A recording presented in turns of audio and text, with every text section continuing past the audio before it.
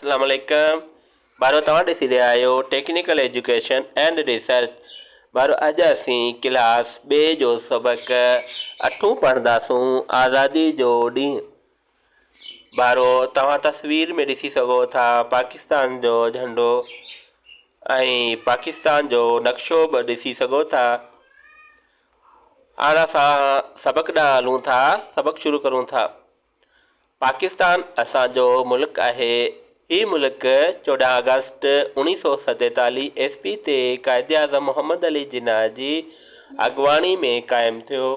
पाकिस्तान जा 4 सूबा आहिनि: सिंध, पंजाब, खैबर पख्तूनख्वा ऐं बलोचिस्तान।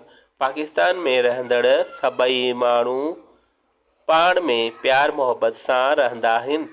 14 अगस्त असांजी आज़ादी जो ॾींहुं आहे।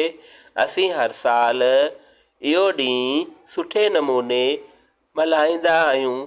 उन ॾींहुं क़ौमी तरानो ॻाए मुल्क जो झंडो फड़कायो वेंदो आहे। बाज़ारियुनि, गिटियुनि ऐं इमारतुनि खे सोणियुनि झंडियुनि ऐं झालरनि सां सिंगारिबो आहे। राति जो हर पासे बतियुनि जी झिरमिर हूंदी आहे। असांखे पंहिंजे मुल्क सां ॾाढो प्यार आहे। असीं इल्मु पिराए पंहिंजे मुल्क जी ख़िदमत कंदासीं। सुठा शहरी बणिजी मुल्क खे खुशहाल कंदासीं। ॿारो अॼु असांजो सबक़ पूरो थियो। तव्हां तस्वीर में बि ॾिसी सघो था त 14 अगस्त जी तयारी कीअं हले पई।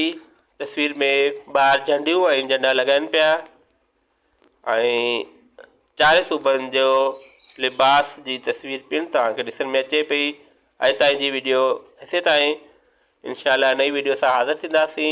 असांजे चैनल खे सब्सक्राइब कंदा ऐं लाइक कंदा, शेयर कंदा ऐं नई वीडियो जे लाइ तव्हांखे अपडेट मिलंदी। ख़ुदा हाफ़िज़।